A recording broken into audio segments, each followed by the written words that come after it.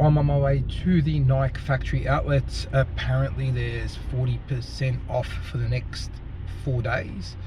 It's good to check out, but typically you will find a lot of older stock there. Sometimes you find a couple of really nice buys, but we'll see what it's like today.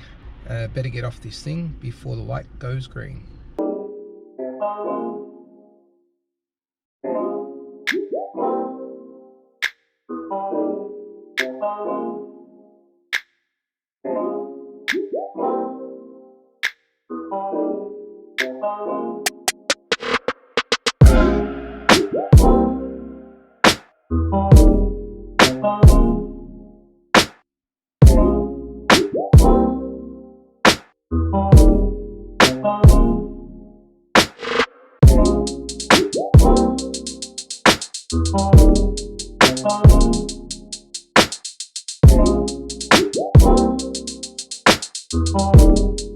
So we have done a little bit of damage.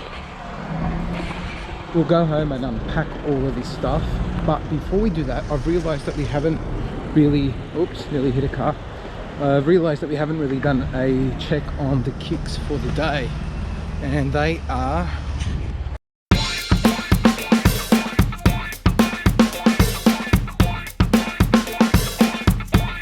the Jordan 1 low. Anyway, time to go. What's up everyone? I'm back from the outlets, and in fact it's been a few days since that footage that I showed you at the top of the video. I just did not get any time to finish off the video and post it before that 40% sale was over.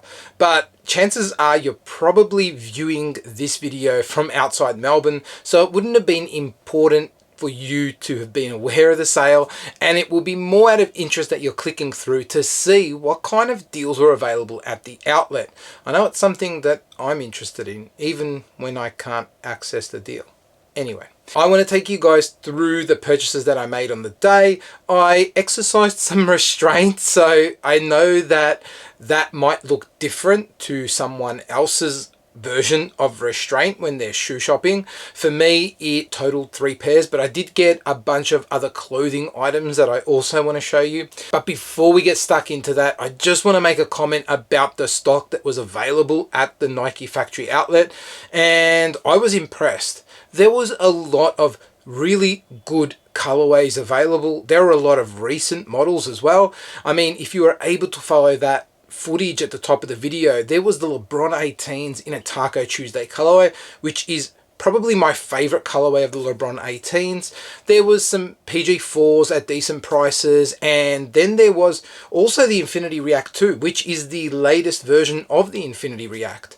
A model that didn't make it to that footage was also the ZoomX Invincible, which I paid full price for only a few months ago and was at the outlet for $220 with a further 40% off. That would have brought it down to $132. Another surprising find at that outlet was the fact that there was a pair of Vaporfly Next Percents. Just wouldn't have figured that there would have been that there. But anyway, it just goes to show that you really can't discount the options that are available at an outlet. Sure, you're not going to get the absolute latest drops there, and if there's a whole amount of hype around something, chances are you aren't going to find it there because it'll sell out at retail. But if you're after a pair of shoes that you might not want to pay full retail for, that is kind of expensive, like the LeBrons, they retail at $270 in Australia, you might get lucky at an outlet where they're discounted. In this case, they were $190, and then take another 40% off that, which brings it down to something absurd, like what, 100 and something bucks? Anyway.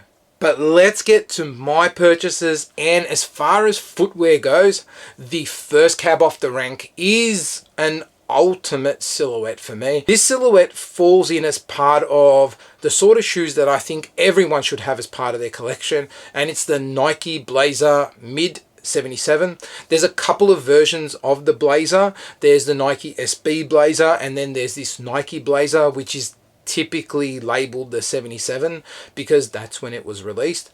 And I love this silhouette. I actually love all of the silhouettes, the lows, the mids, the chugger in SB or in this version here. But if I had to pick one of the versions that are available, it's this silhouette. That's my favorite, the mid 77s. And the reason why I love it is because it's versatile. If you've been following the channel and you've been following my reviews, you know that I tend to use that term a lot, and I'm a huge fan of versatile shoes. Something that can do a bit of everything. And that's what the Blazer can do, especially when you get it in this mid format. It works with tracksuit pants, with jeans, with anything you want to pair it to. You can dress it up or dress it down, and if you get the right colorway, you're pretty much sorted for so many different outfits. As far as comfort goes, look, it's not going to win any awards, but it's far from being uncomfortable, and I'm happy to spend all day in a pair of these. The leather is also quite soft, and they feel good on foot. You can't really go wrong. The second pair of shoes that I bought was the Space Hippies, and I've been really interested in these shoes ever since I picked up the Crater Impact. Again, if you've been following the channel, you'll know that I took a look at those shoes when they were released, and while I really loved what they stood for, they fell short in the comfort department. And so I'm really curious to see how the Space Hippies compare against something like a Crater Impact. There were two versions that were available. I ended up picking the blue ones. I just think the blue ones looked a little bit better on foot, and they would go with a little bit more stuff. Interestingly though, I had to size down a full size to get a good fit. I went my true to size 13, but because the upper is nice and comfortable, but super soft and collapses really easy, I found that there was a really sloppy fit when I went my true to size 13, and so I sized down to a 12, and it seems to be okay, but we'll see how it sort of plays out as I start to wear them more and more. The midsole feels just as it does in the Crater, very firm, but at the price that it was, I think $84 after the discount, curiosity got the better of me. The third shoe that I've bought is probably the second colorway of this particular shoe, and it is the Daybreak. I'm a sucker for this silhouette. So this 70s track inspired nylon shoe that kind of has dad vibes. It's a great casual shoe that works with a lot of different outfit choices, you know, thinking trackies and jeans and that sort of thing. It does, like I said, give off some dad vibes, and that's all the rage at the moment, and it's super comfortable. The upper is kind of transparent.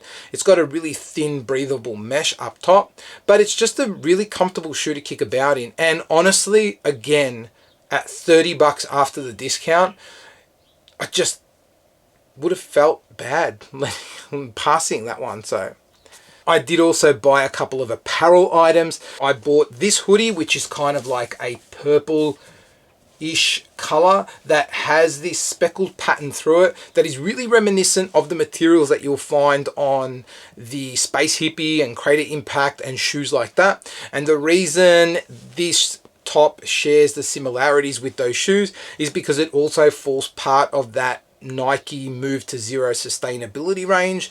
The Nike branding on the sweater itself also really has the same look as the regrind outsole on those shoes that I just spoke about.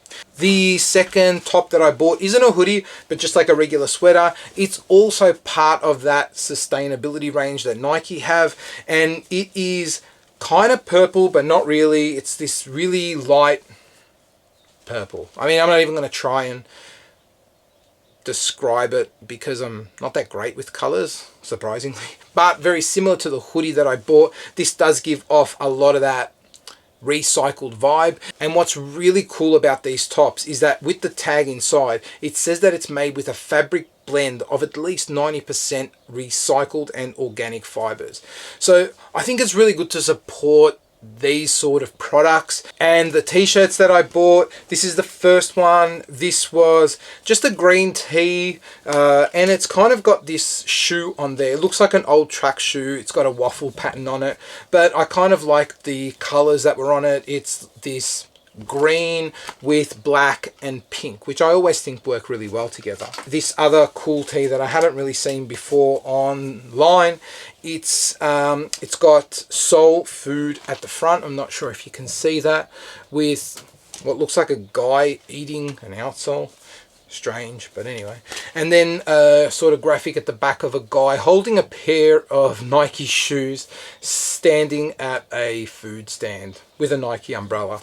Again, it's black, it's kind of interesting, was really well priced, so I bought it. Finally, I am a sucker for the woven pants. So they had a pair of these that are sort of cuffed at the bottom, just plain black with the Nike branding there at the front in white.